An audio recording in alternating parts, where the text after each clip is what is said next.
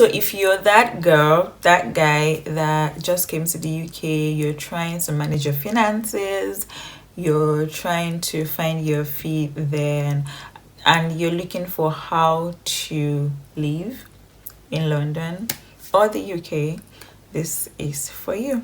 Hey guys, it has been a minute. Welcome to my channel. My name is D Florence Adenike. You can call me TFA, and here on my channel we talk about everything lifestyle, everything about my life and my natural hair.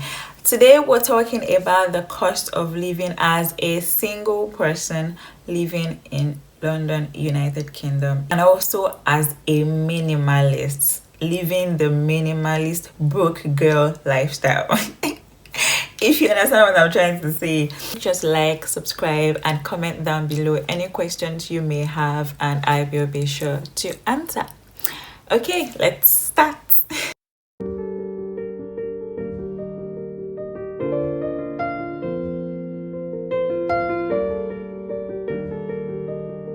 The number one thing that people spend on that is really expensive here is rent. Rent takes the cap. Rent takes almost all of your earnings. Yeah, so yes, rent. And as a single person in London, I decided to get a share apartment, which honestly is best. Most of the share apartments come with bills included and everything. So when I first moved here, I was living in central London, Whitechapel, and I was paying £650 for a really tiny room. But now I moved and now I have a roommate.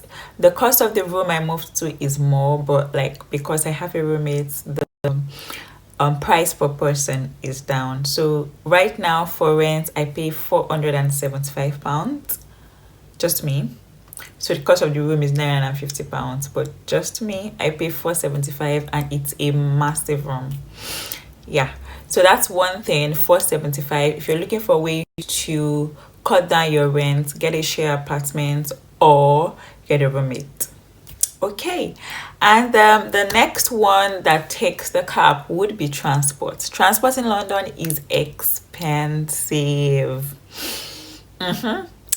Expensive. And yes, so my total rent comes up to around 90 to 100 pounds, more £90 per month. Right now I live far from central London, and what I do to save on cost, because I work in central London, what I do to save on cost is to travel during the off-peak hours. Peak period is 6:30 a.m. to 9:30 a.m. and 4 p.m. to 7 p.m. So anytime outside this is when I travel. Sometimes I have to travel during the peak period, but I just try to avoid it as much as possible. And with I have a rail card that is linked to my Oyster card. With these I get like a third off my transport, and that's why I'm able to spend £90 per month. If I don't have a rail card or an Oyster card, I would sure be spending up to £200 on transport per month. So yeah, that really helps. Okay, so that's transport, and then the next thing is groceries. Okay, so because my parents, God bless them, send me stuff from Nigeria from time to time, so if I need anything, all I have to do is just tell my mom that I need a few things, all of these are finished, and she would send it back to me. With that in mind, my groceries actually usually just come down to £30 per month or less, honestly. Sometimes I spend 20, sometimes 15 a month, and yeah, that's it. So usually the things I have to stock up on are like sugar, milk, jam, vegetable mix, things like pepper, just small things all around. And yeah, that makes it come to £30 per month.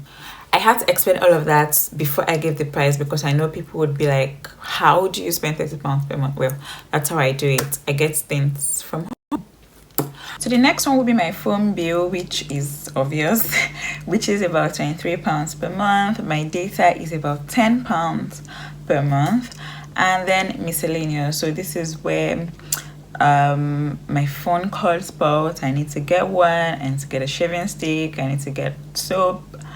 I need to get just random things that I need to get. So I just capped that at about £20 per month.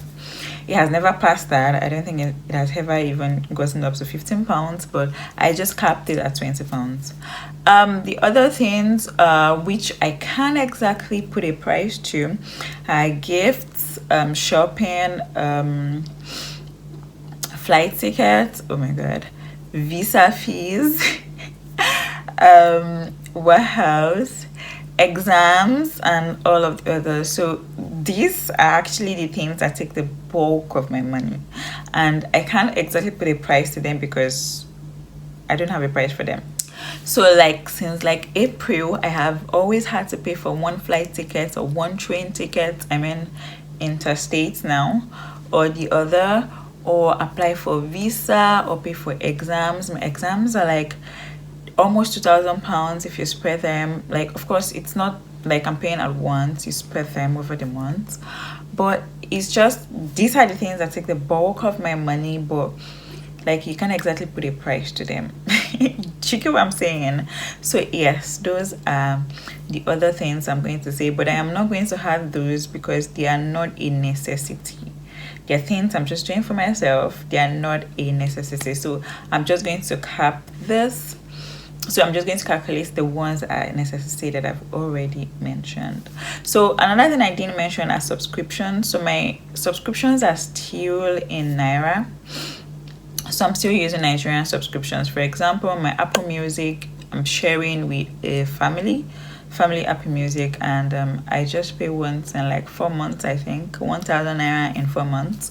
And my Netflix also is like 1,200 in 3 months or thereabouts. So yeah, my subscriptions are majorly still in Naira, and I'm not going to count them because I mean it's like it's not per month and it's in Naira. It's like 1 to 1,000 in Naira. Like I don't think that's even up to £1 right now.